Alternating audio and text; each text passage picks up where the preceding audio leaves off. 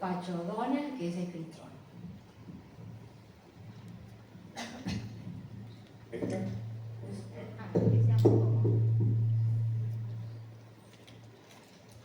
Tenemos una visión oscura de la vejez, ¿no?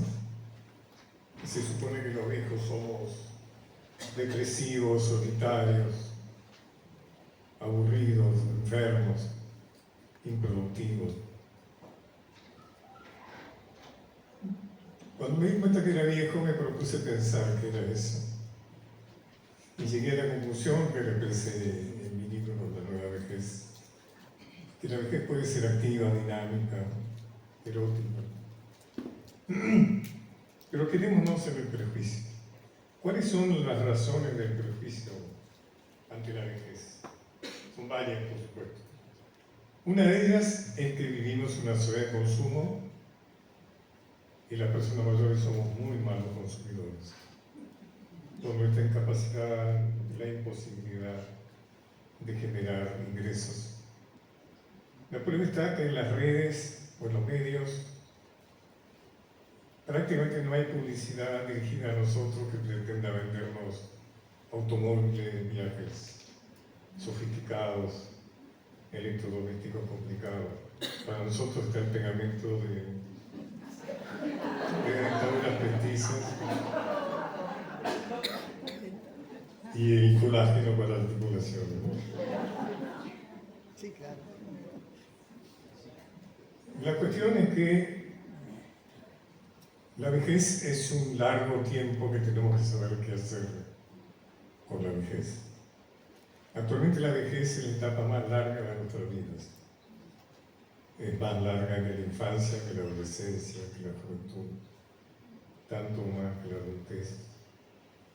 Yo tengo algo menos de 20 años de viejo. Es mucho tiempo. La cuestión es que estamos hablando de la posibilidad, digamos, de alargar la vida y de mejorar la vejez. Perdón, que salté otra causa de prejuicio, sin duda, es el hecho de que vivimos en una sociedad que privilegia la velocidad, lo novedoso, lo rápido, lo superficial. Y eso no son ítems favorables para las personas mayores. Por último, indudablemente, como acá ya se dijo, algo que pasa con la vejez es que nos anticipa nuestro inexorable destino. Y la muerte ha dado origen a algunas de las actividades más importantes del ser humano. Por ejemplo, la filosofía, que es el intento de explicar lo inexplicable.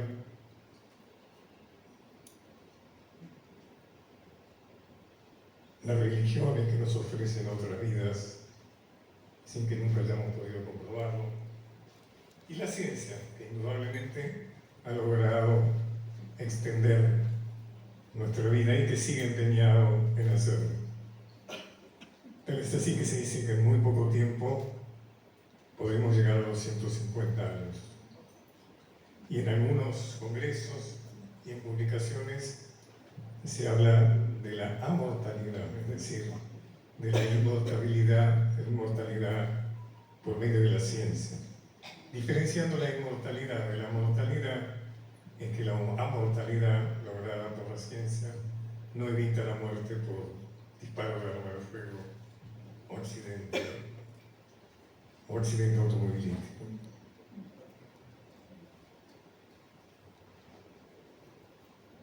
Es bueno esto de la inmortalidad. Leyendo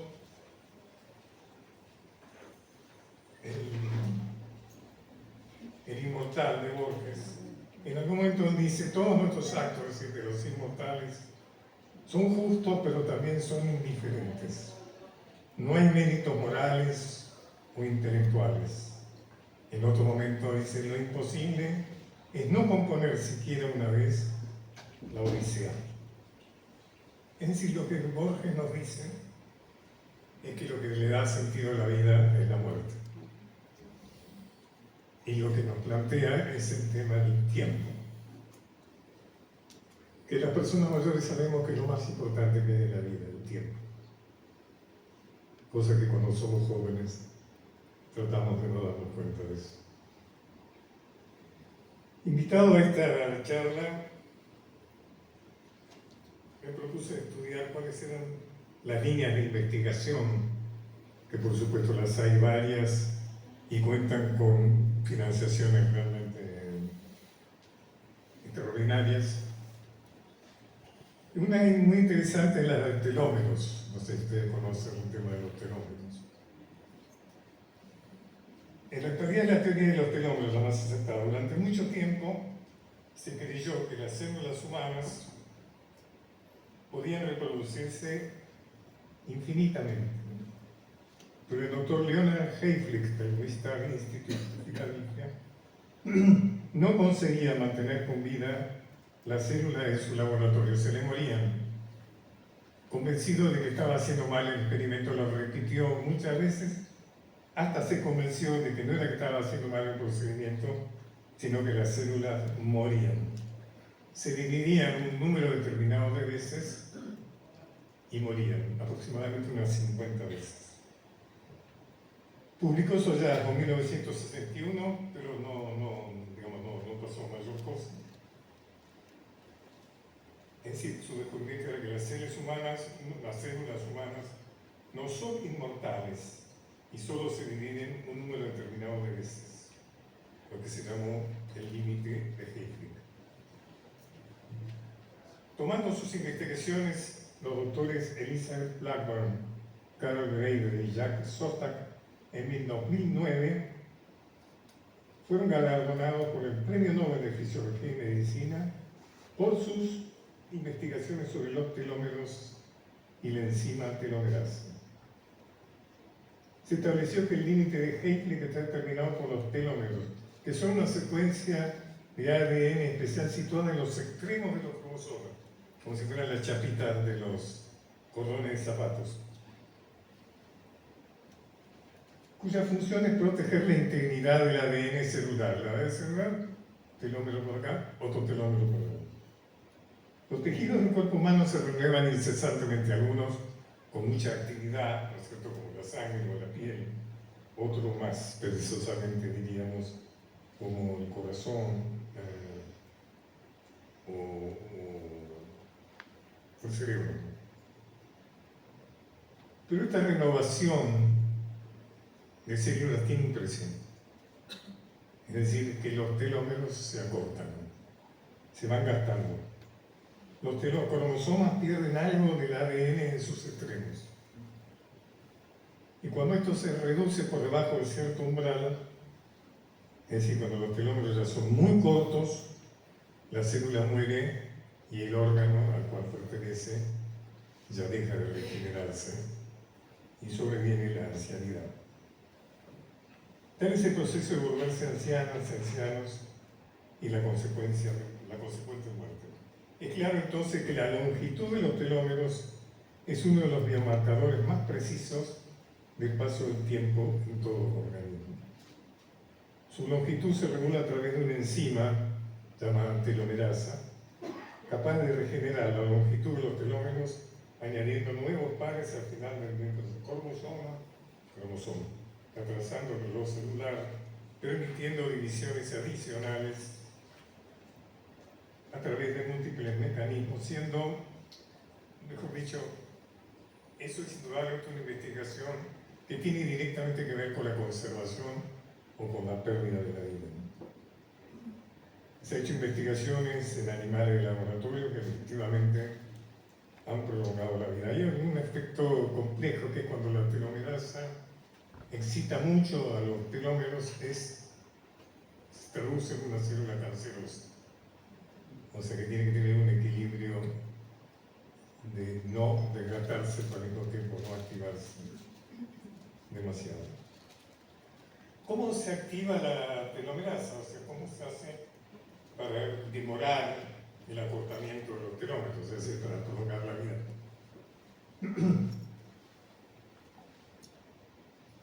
Un tema importante, estamos hablando de la prolongación de la vida, lo cuenta ese gran escritor que tuvo el honor de conocer muy de cerca, que bautiza esta sala, que es Adolfo Bioy Casares,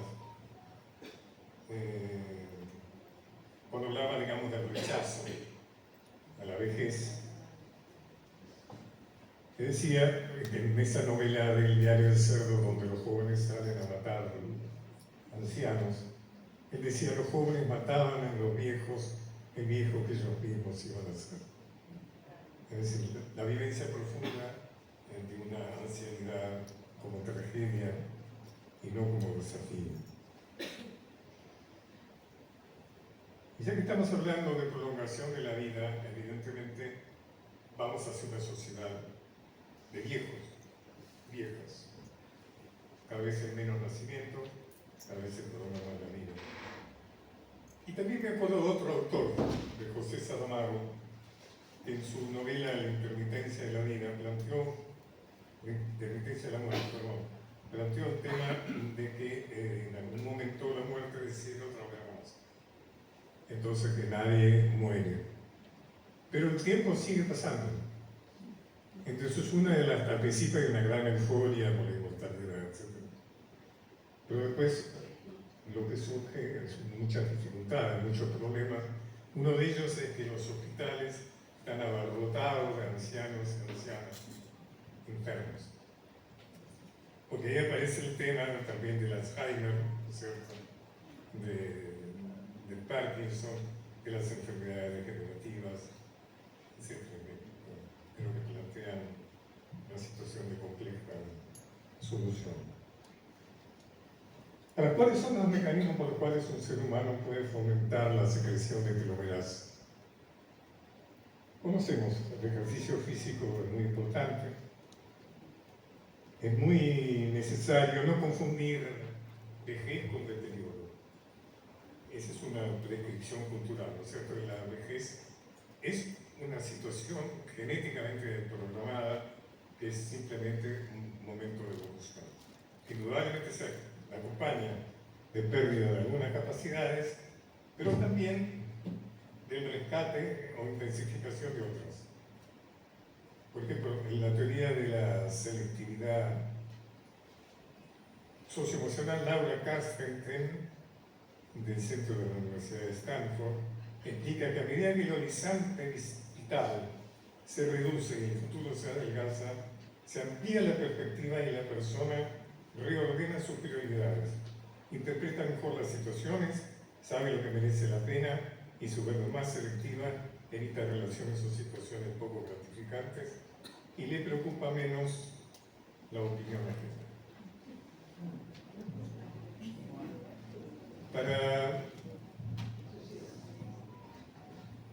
reflexionar sobre este tema de la incapacidad, de la vejez, es evidente que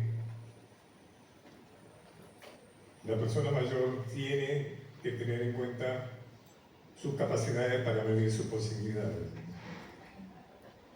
Hay un ejemplo que da Ricardo Yacoub que a mí me parece muy rico, que es Arthur Rubinstein, pianista de 90 años, era considerado el mejor pianista del mundo. Alguien le preguntó cómo era eso posible. Él dijo, mire, del amplio repertorio que yo antes tenía, seleccioné las que más me gustan, las piezas que más me gustan. Entonces las puedo ensayar más tiempo, mejor. Y por otra parte, cuando hay una digitación muy veloz, los acordes anteriores los enlistezco para crear la diferencia. Creo que es un buen ejemplo. O sea, entonces no podemos hablar de deterioro, de incapacidad. ¿Por qué bueno existe ejercicio físico? Bueno, entremos en este tema. Activa el sistema circulatorio, respiratorio, mejora la defensa inmunológica, estar en buen estado físico mejora las caídas, empeora, digamos, la posibilidad de las caídas, eleva la autoestima, uno se hace más amigo de los espejos, tiene mejor control del peso. Yo he sido propagandista, o soy propagandista del ejercicio físico en mis redes. Y últimamente he tenido algunas dificultades de salud bastante importantes. Hoy yo no debería estar acá, debería estar haciendo otra cosa. Pero creo que el estar en buen estado físico no me privó de sufrir los empates que he tenido, pero sí me privó de morirme, según la opinión de los médicos del trato. El ejercicio físico genera también la secreción de las hormonas de la felicidad. Así se llaman las endorfinas, la oxitocina, la dopamina, que son culpables de este grado de adictividad que sufrimos las personas que nos hacemos, que entrenamos metódicamente de momento, quizás no podemos dejar de hacerlo. Al principio cuesta mucho, al principio, por eso son muchos motivos, que hace frío, que hace calor, que llamamos teléfono. Otro tema importante para tener una vejez más prolongada y buena es la socialización. Bueno, por supuesto el ejercitamiento intelectual, ¿no es cierto? O sea, yo creo que es importante escribir, leer, sudoku. Además, estar en buen estado físico favorece el desarrollo económico.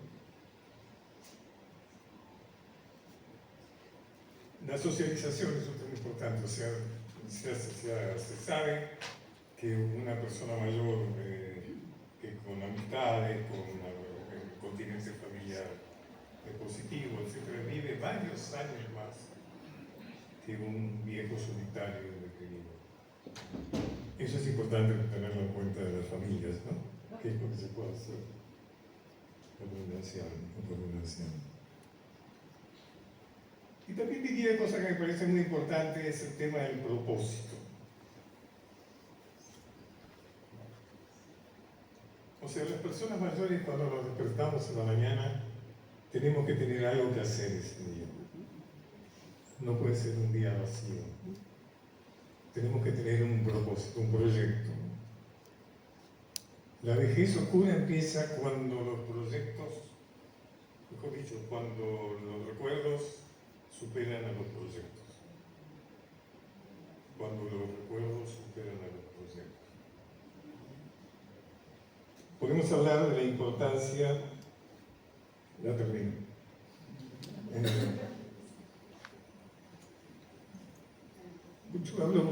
He hablado bastante, he trabajado la idea de pagar las deudas por uno mismo. Es decir, en la vejez uno puede ser mejor persona que las temporadas anteriores. Uno puede hacer cosas que no hizo antes. Conocer lugares que le hubiera gustado conocer pero no conoció. Leer aquello que le hubiera gustado leer pero no quiso estudiar. Aquello que le hubiera gustado estudiar. Hay tiempo. Hay tiempo, como bien se decía acá, también hay ganas, hay energía, hay espíritu. Buscando ejemplos, me fui a nuestra historia. La historia argentina es una historia apasionante. Busqué entre nuestros próceres a ver qué ejemplo había de algunos que habían pagado deudas en su vejez. Y uno de ellos nada menos que San Martín, nuestro libertador, que en su exilio en Boulogne-sur-Mer, en Francia, pintaba marinas, parece que no lo hacía tan mal. Hay algunos cuadros colgados en la casa de Boulogne-sur-Mer, en los alrededores de París. Otro caso fue Arturo de Mitre, presidente de la Nación, jefe de ejércitos inmensos, generador de la historiografía argentina, que en su vejez vivió hasta los 83 años, San Martín hasta los 72. En su vejez Mitre dijo: señores y señores, mi vocación es la poesía. Tuve que combatir a Rosas y luego todo lo que vino después, y por eso no me pude dedicar a la poesía.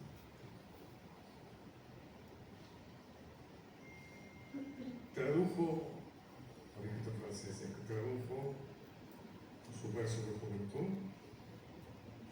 lo corrigió, lo mejoró, bueno, lo publicó. Y además emprendió una tarea absolutamente ciclópea, que fue traducir la Divina Comedia de Dante Alighieri del italiano antiguo al español antiguo, en versos endecasílabos.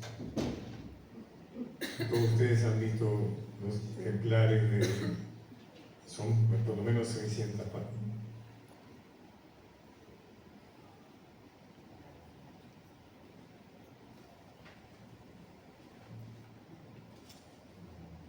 Ya estoy. Sí, sí. Otro voy a saltear un ejemplo, por ejemplo, Rosa, seguir viendo textos románticos. Y voy a terminar hablando de un ejemplo literario que es el Quijote, donde Alonso Cano, un viejo de 50 años, como dice Cervantes, ha pasado su vida leyendo novelas de caballería y cuando llega a su vejez, él decide transformarse él mismo en un caballero andante, recorriendo los caminos de la Mancha, sobre Rocinante y en busca de su amada Dulcinea, ¿no? Bueno, muchas gracias.